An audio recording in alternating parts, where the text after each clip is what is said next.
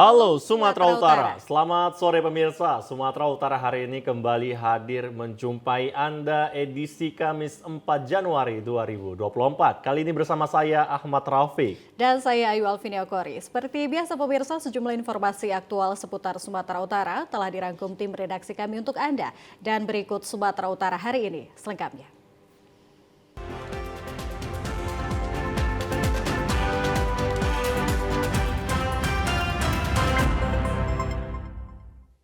Kita awali informasi pertama pemirsa, seorang pria diamuk massa hingga babak belur saat akan membawa kabur barang curiannya. Beruntung polisi segera datang dan mengamankan tersangka. Pencurian yang dilakukan AS umur 39 tahun merupakan warga Bagan Batu, Provinsi Riau. Beserta satu rekannya di gudang pupuk milik warga Desa Aikraso Afdelince, Pasar 5, Kecamatan Torgamba. Pelaku tertangkap tangan saat akan memberikan hasil curiannya berupa 3 karung pupuk dan 1 buah tabung gas LPG. Warga sudah curiga kepada kedua pelaku sehingga melakukan pengintaian. Setelah membobol gudang pupuk dan akan membawa hasil curiannya, warga langsung menangkap pelaku AS dan menjadi bulan-bulanan warga hingga harus dilarikan ke Puskesmas Torgamba. Karena kondisinya sudah mulai lemas sedangkan rekannya berhasil meloloskan diri. Salah seorang bidan Puskesmas Torgamba, Aftika, mengatakan kondisi pelaku saat dibawa ke puskesmas dalam keadaan luka robek di pelipis dan mendapat 2 jahitan namun tidak terdapat luka dalam yang serius. Kondisinya tidak terlalu lama. Tadi saat diantar di sini kondisinya bagaimana, Mbak? Sadar atau tidak? Sadar sih, mungkin agak lemas saja. Kalau izin Mbak, kalau bagian dalam Mbak, ada nggak yang ini? Kalau bagian dalam sih sebenarnya sih tidak ada terlalu yang Fatal. ini kali sih yang fatal.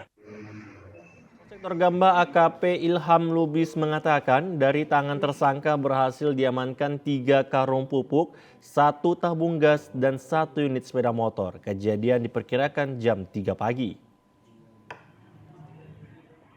Yang berhasil diamankan tersangkanya barang bukti sepeda motor, pupuk, termasuk tabung gas yang kita amankan. Tindak lanjutnya, Ini kira-kira Pak sudah bisa dipasangkan pasal? sudah bisa. Itu kita persangkakan pasal 363, subsidi 362, junto 53. Kalau di Aikraso untuk sekarang ini baru ini kejadiannya. Saat ini pelaku masih dirawat di Puskesmas Torgamba, sedangkan rekannya masih dalam pengejaran Polsek Torgamba. Kita beralih ke informasi lain pemirsa, sebanyak 19 ekor sapi milik masyarakat mati secara mendadak di areal perkebunan kelapa sawit milik PT PN 2 Kebun Tanjung Garbus di Kabupaten Deli Serdang. Diduga matinya sapi tersebut akibat diracun.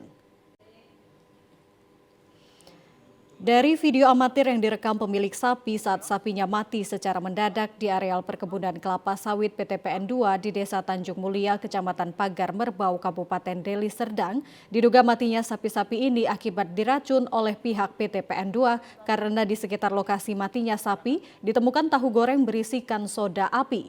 Peristiwa ini terjadi pada Selasa sore pada saat pemilik sapi hendak menggiring pulang sapinya ke kandang dan melihat sapinya tiba-tiba saja tergeletak di areal perkebunan. Di lokasi yang lain, sapi-sapi tersebut juga secara tiba-tiba tergeletak kemudian mati.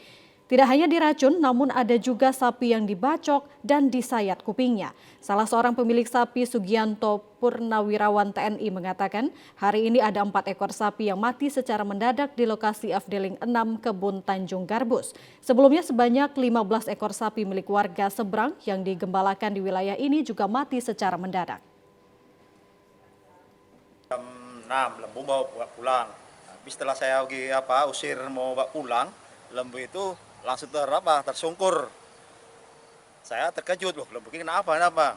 Rupanya informasi dari tetangga sebelah katanya lembu dia kemarin pun 2 ekor mati juga. Tahu dikasih tahu goreng dikasih soda api. Setelah kami selusuri ternyata ada juga barang apanya itu, barbutnya, tahu goreng dikasih soda api. Ya sementara di sini ada 4 ekor. Terus di tangga sebelah sana pun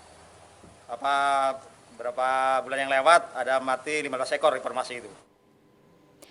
Salah seorang penggembala sapi Romi mengatakan sapi-sapi yang dilepas di areal perkebunan milik BUMN ini dijaga dan hanya memakan rumput dan tidak merusak atau memakan pohon sawit.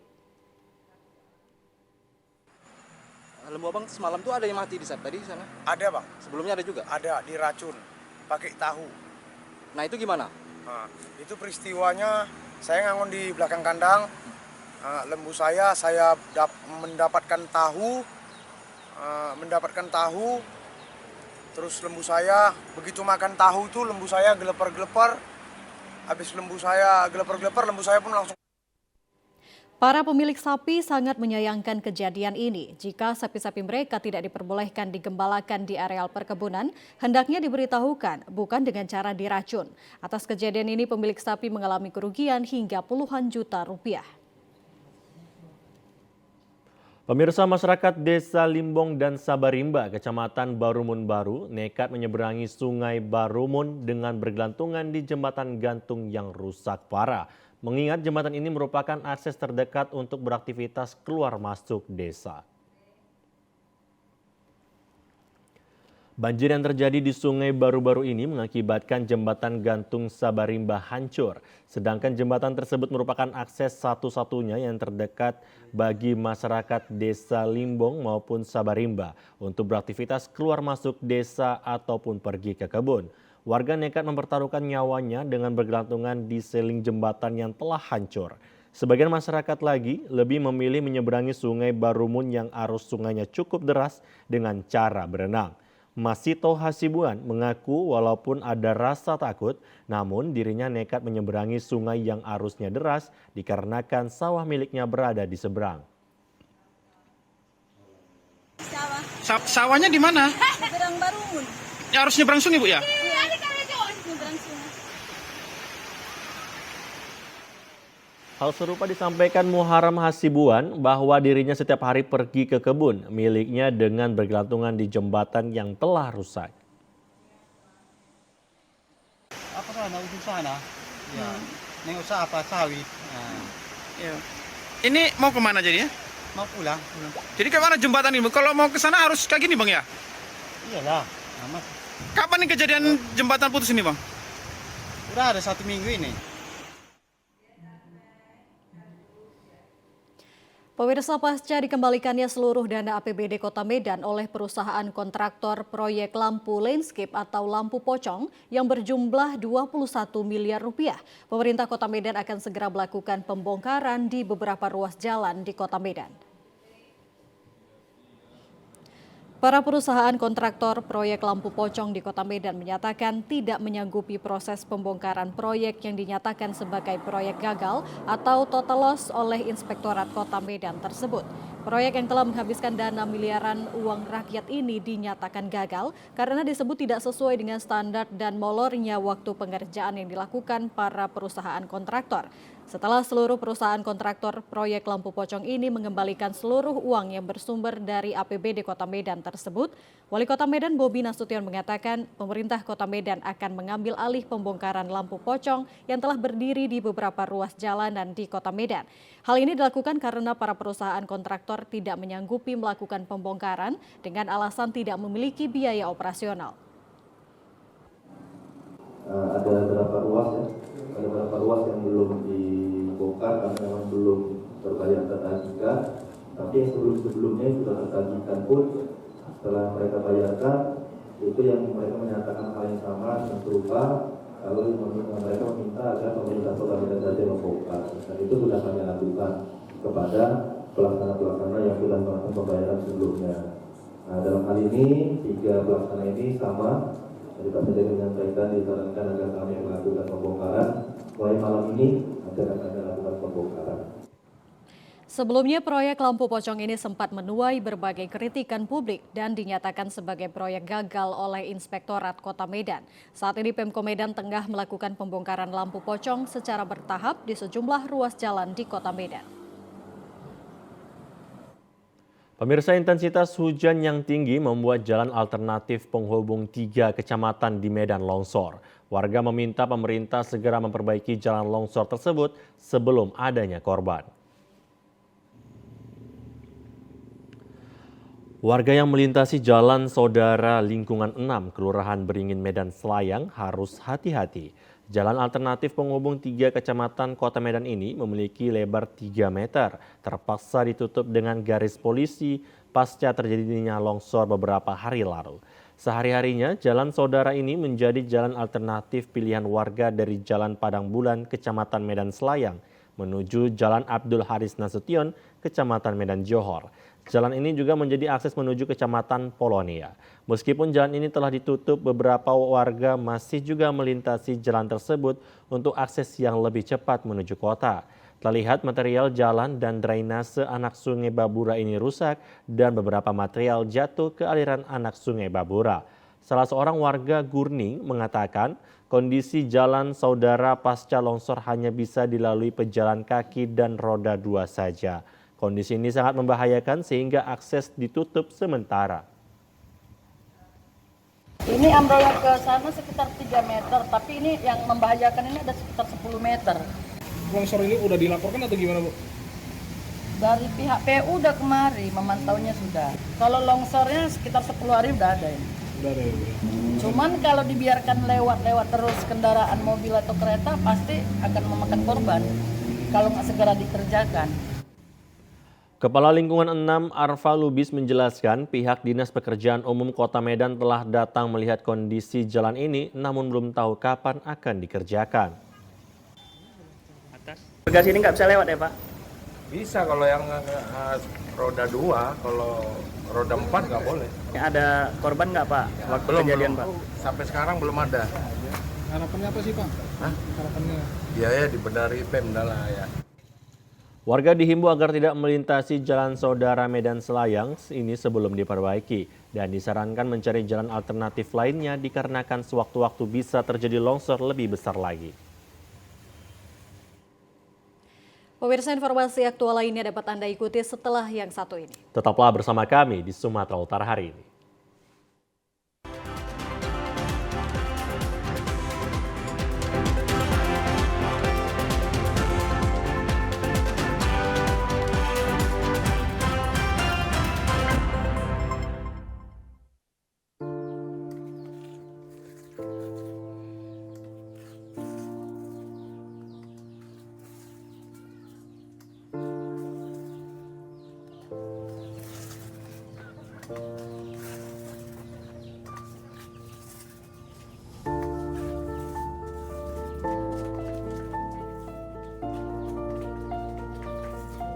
Pilihan seperti apa pilihan kau itu?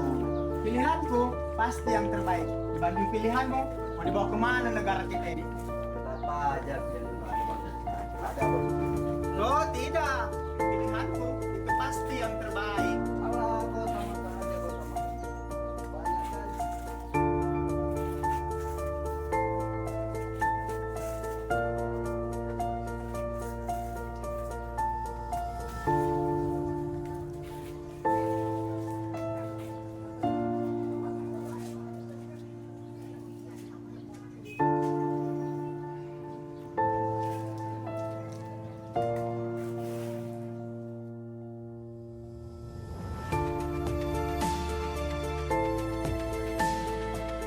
Kita sama, memiliki hak yang sama untuk kemajuan Indonesia 5 tahun ke depan.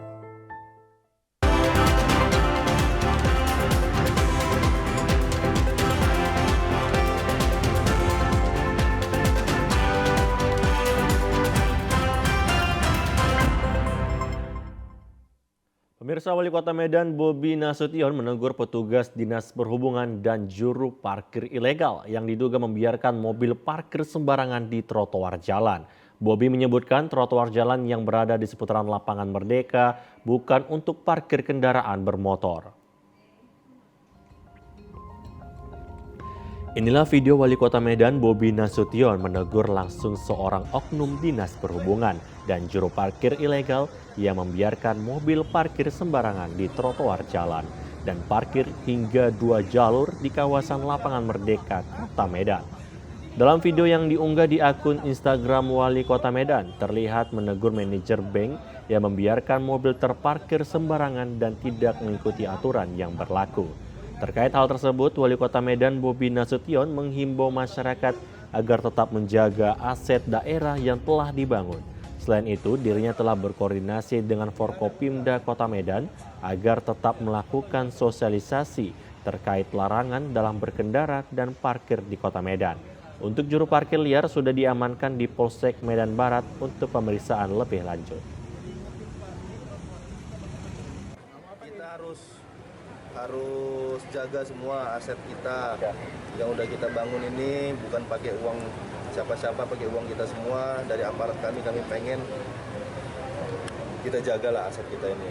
Kita harus tegas lah, saya minta kita harus tegas. Kita sudah sosialisasikan ini 1 tahun lebih untuk masalah parkir ini. Kalau masih ada juga, saya minta tolong ke Forkopimda dan juga saya minta tolong ke Forkopimda, harus tegas lah kita. Masalah target, harapan kami semua kota itu bisa menggunakan. Dengan Kementerian ada kita. Sebenarnya target dan seperti inilah ya. Kita memiliki keterbatasan terhadap bahan bakar yang Wali Kota Medan Bobi Nasution berharap agar taman bermain di Kota Medan diperbanyak sehingga warga Kota Medan bisa berwisata di tengah kota tanpa harus keluar kota. Di awal tahun 2024, pemerintah Kota Medan mengoperasikan 4 unit bus listrik sebagai moda transportasi umum pertama yang berbasis listrik di Kota Medan. Pengadaan bus listrik ini tidak menggunakan APBD Kota Medan. Sebanyak 4 unit bus listrik pabrikan Taiwan mulai dioperasikan di jalan di Kota Medan pada Kamis siang dengan rute mulai dari Johor, melewati kantor Wali Kota Medan hingga pusat perbelanjaan. Pada pengoperasiannya, bus ini menjadi kendaraan umum pertama yang menggunakan listrik di Kota Medan. Selain ramah lingkungan, bus ini juga bertujuan mengurangi trafik lalu lintas di Kota Medan. Wali Kota Medan Bobi Nasution mengatakan pengadaan bus listrik ini tidak menggunakan APBD Kota Medan, melainkan kerjasama antara pemerintah Kota Medan dengan Kementerian Perhubungan serta Kalista sebagai pihak karoseri. Untuk tahap awal baru 1 koridor yang beroperasi dengan 4 bus. Nantinya akan ada 17 koridor yang dioperasikan dengan jumlah bus lebih dari 200 unit bus listrik. Bobi juga memastikan meskipun berbasis listrik, bus ini aman meskipun berjalan di tengah hujan ataupun banjir di jalanan Kota Medan yang kerap tergenang jika hujan turun. Ini keunggulannya kita sampai dengan ini tidak menggunakan APBD. Ini kolaborasi dengan PT Kalista, dengan JCT. Kita pakai APBD untuk pakai halte kita sudah ada existing. Hanya bus stop kita tambahin sedikit, tapi untuk kendaraannya itu tidak menggunakan APBD. Pemirsa, selama libur Natal dan Tahun Baru 2024, jumlah angkutan bus dan penumpang antar kota dan antar provinsi yang tercatat di Terminal Madya Tarutung mengalami peningkatan dari tahun sebelumnya. Selain terjadinya peningkatan arus balik Nataru, jalur lintas Sumatera, angkutan bus dan penumpang juga mengalami peningkatan di Terminal Madya Tarutung. Menurut Koordinator 1 Pelayanan Terminal Madya Tipe A Tarutung, Irham ML, mengatakan jumlah bus dan penumpang di Terminal Madya Tarutung meningkat hingga 25% dibandingkan tahun sebelumnya. Jumlah kedatangan sebanyak 4.122 penumpang dan jumlah kedatangan bus sebanyak 406. Untuk mengantisipasi peningkatan penumpang di Terminal Tarutung, Dirjen Perhubungan Darat mendirikan posko angkutan Nataru yang melibatkan petugas dari kepolisian, dinas perhubungan, dan dinas kesehatan. Hal tersebut dimaksudkan untuk melayani dan membantu para calon penumpang dan melayani perjalanan bus antar kota dan antar provinsi di Pulau Sumatera dan Jawa. Demi menjamin keamanan dan kenyamanan penumpang, seluruh bus yang berangkat dari Terminal Madya Tarutung telah lolos uji kelayakan atau rem cek. Usai masa libur Nataru dan puncak arus balik yang telah berakhir, diperkirakan peningkatan arus balik pemudik masih akan terjadi pada Sabtu pekan ini. Hal tersebut dikarenakan waktu libur anak sekolah akan masuk Senin depan. Total untuk kendaraan AKEP dan AKDP untuk kedatangan itu seluruhnya sampai plus 2 hari ini jumlahnya 336 unit armada kedatangan, keberangkatan sebanyak 406 kendaraan unit. Untuk penumpang jumlah kedatangan sebanyak 4.122 dan keberangkatan 4.630 orang.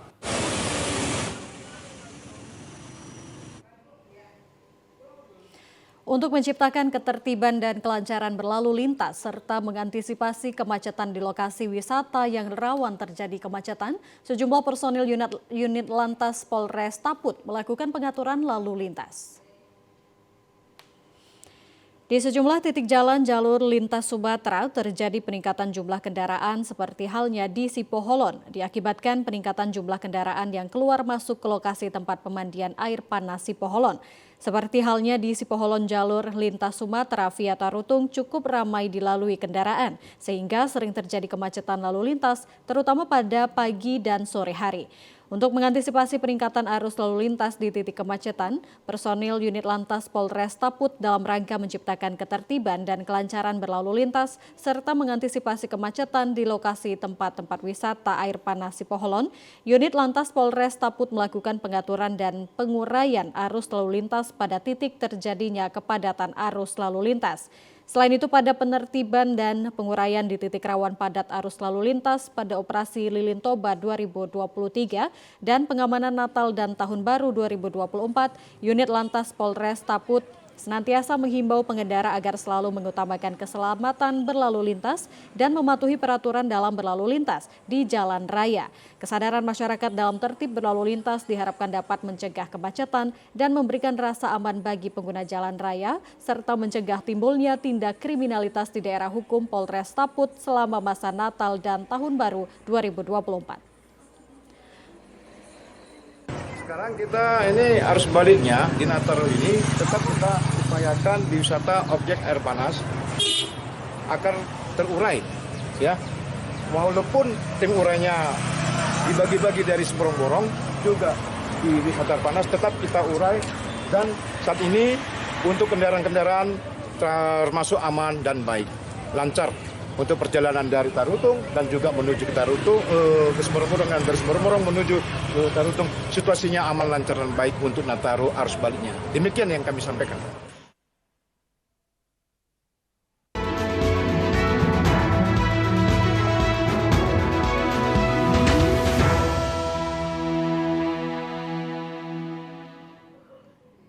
Pemirsa, KPU Deli Serdang mencoret 5 nama calon anggota DPRD Deli Serdang dari daftar pencalonan karena diduga mengaburkan status pekerjaan saat proses pemberkasan.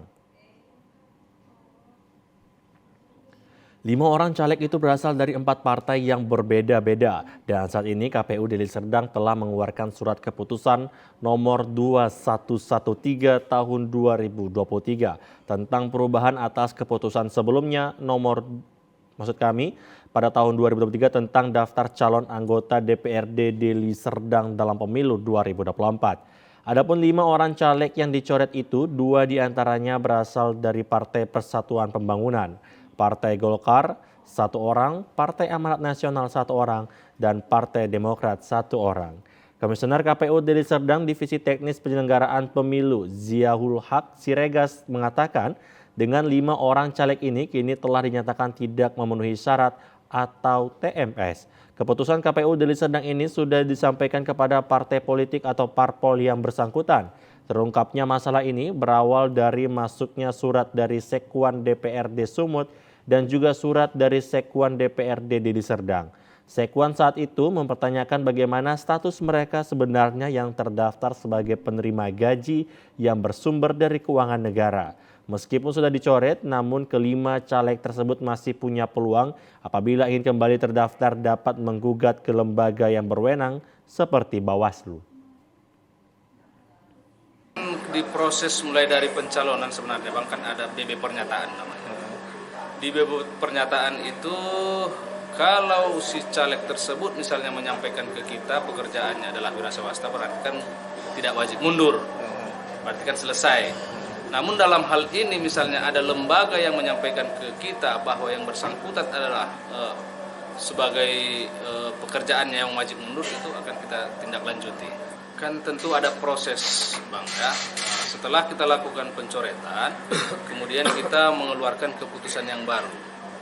Keputusan baru terkait pencoretan ini. Nah, berdasarkan hasil keputusan kita ini, tentu yang merasa dirugikan ya bisa menggugat ke lembaga Bawaslu.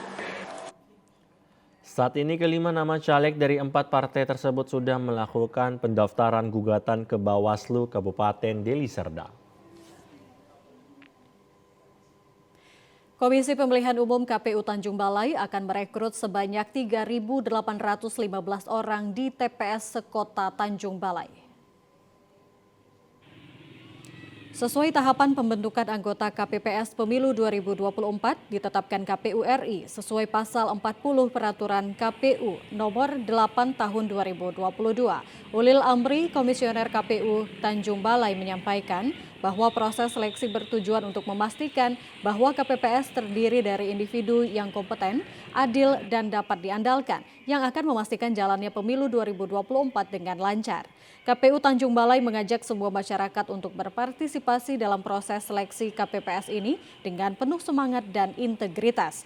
Adapun kelompok penyelenggara pemungutan suara yang dibutuhkan di Kota Tanjung Balai sebanyak 3.815 orang untuk mengisi kebutuhan di 545 di tempat pemungutan suara TPS sekota Tanjung Balai dari 6 kecamatan di 31 kelurahan yang ada di Tanjung Balai.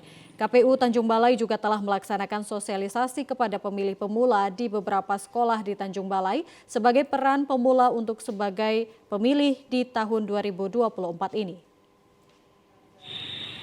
Kalau kriterianya berusia 17 tahun sampai dengan 55 tahun, kemudian setia kepada Pancasila dan Undang-Undang Dasar Negara Republik Indonesia, kemudian mempunyai integritas pribadi yang kuat, jujur, dan adil, kemudian tidak menjadi anggota partai politik dan tidak menjadi anggota partai politik paling lama 5 tahun, kemudian berdomisili di wilayah kerja PPK, PPS, dan KPPS.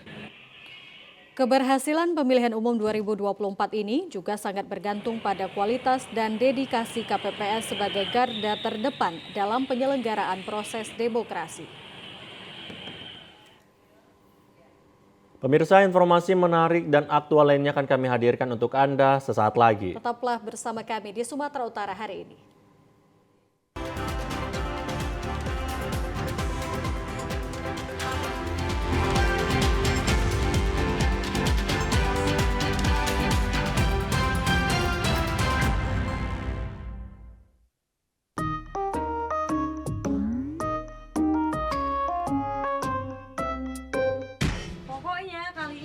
Ikut pilihan Mama. Kan aku bilang Mama, aku juga punya pilihanku sendiri. Alah, pilihan-pilihan. Tahu apa kau tentang pilihan? Mama udah lebih dulu lahir, jadi Mama tahu mana yang terbaik untukmu.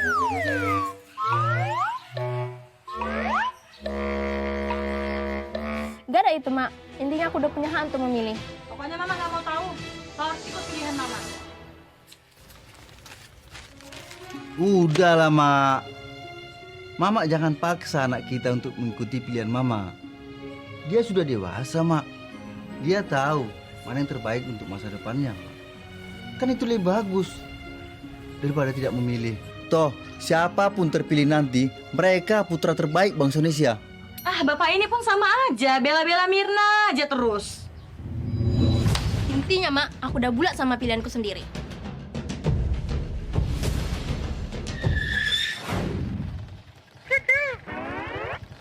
Mau milih? Jangan lupa datang ke TPS tanggal 14 Februari. Yuk, gunakan hak pilihmu.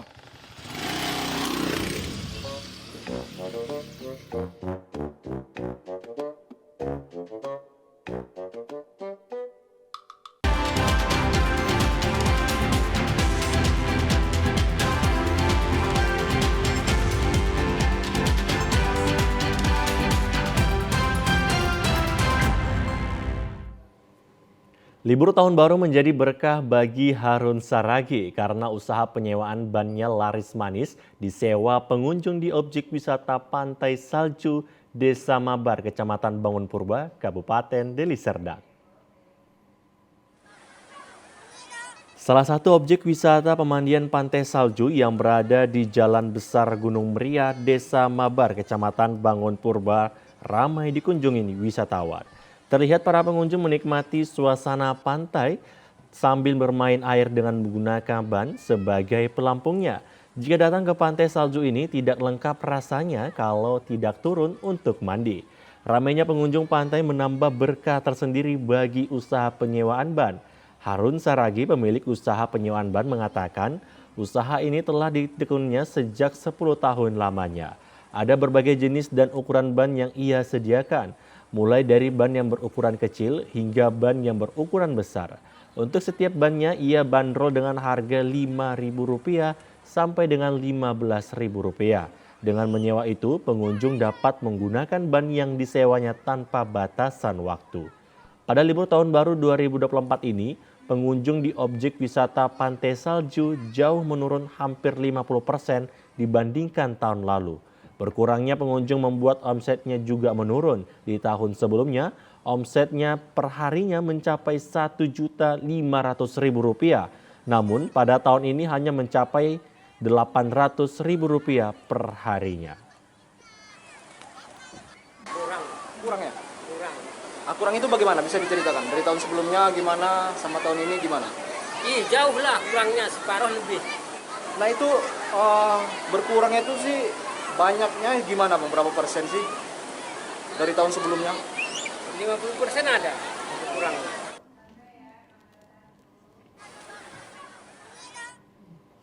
Objek wisata di Kabupaten Karo ramai dikunjungi wisatawan saat libur Natal dan Tahun Baru. Diperkirakan tingkat kunjungan wisata mengalami peningkatan sampai 40%. View-nya gimana? Kalau view-nya luar biasa, pemandangan Dataran tinggi Kabupaten Karo merupakan potensi wisata alam unggulan. Udara yang sejuk dan keindahan panorama Danau Toba sangat diminati wisatawan dari luar daerah. Ada beberapa lokasi wisata alam yang menjadi favorit, salah satunya lokasi wisata di Perbukitan Gajah Bobo, Desa Pengambatan, Kecamatan Merek, Kabupaten Karo. Destinasi wisata alam Maulana Cafe Gajah Bobo yang ramai dikunjungi wisatawan saat libur Natal dan Tahun Baru karena menyajikan keindahan alam dengan panorama eksotis Danau Toba. Keberadaan jembatan kaca yang viral di media sosial semakin mengunggah rasa penasaran. Menguji adrenalin, para pengunjung berjalan mengelilingi jembatan kaca di atas perbukitan. Rasa letih terbayarkan dengan menikmati pemandangan yang menawan. Selain itu, tersedia fasilitas kolam renang, resto, dan juga villa untuk bermalam bersama keluarga. Salah seorang wisatawan Natael mengatakan, destinasi wisata Danau Toba di Perbukitan Gajah Bobo, Kecamatan Merek, Kabupaten Karo, diminati wisatawan dan penataan pariwisatanya cukup baik. Dengan harga yang terjangkau serta pelayanan yang ramah, wisatawan dapat menikmati liburan dengan panorama alam dan banyak shot foto yang sangat menarik. Menjadi rekomendasi tempat wisata yang seru dan menyenangkan bersama rekan maupun keluarga. View-nya gimana? Kalau view-nya luar biasa, pemandangan ke daerah Tonggeng dan juga ke Danau Toba, ya indah. Ini ya cukup tenang, nyaman, udaranya sejuk, dan saat ini sudah ramai. Kesannya yang lain apa gitu? Lokasi ini? Kalau kesannya ya cukup penerimaan ramah, makanan cukup enak dan juga cukup terjangkau. Ribuan wisatawan mengunjungi objek wisata di Kabupaten Karo saat libur Natal dan Tahun Baru 2024.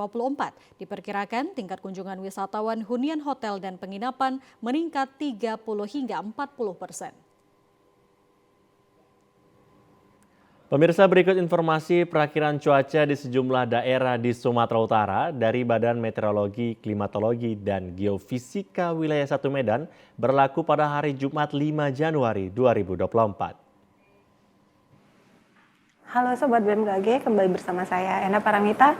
Prakirawan BBMKG Wilayah 1 yang akan menyampaikan info perakiran cuaca dan hotspot Provinsi Sumatera Utara untuk Jumat 5 Januari 2024. Pada pagi hari diperkirakan cerah berawan di wilayah Sumatera Utara.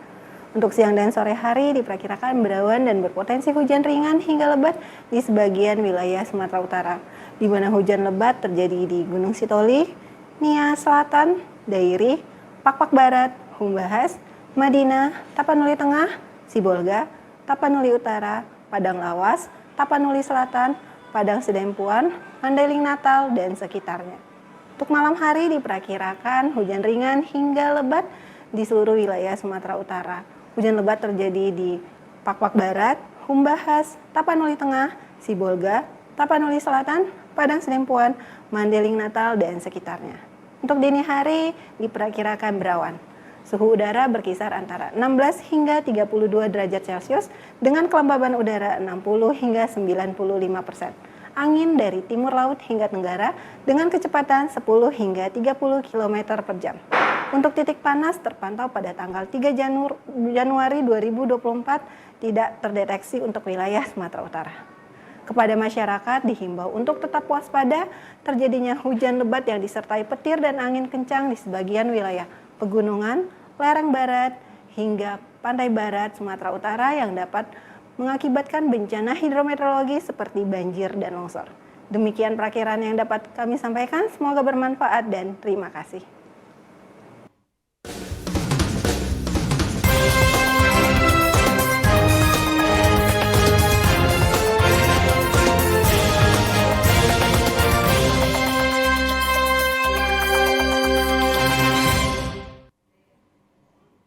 Pemirsa, banjir disertai longsor kembali terjadi di Kabupaten Lebong. Akibat tingginya intensitas hujan mengguyur, timbunan material menutupi badan jalan, sebabkan akses lalu lintas sempat lumpuh berjam-jam.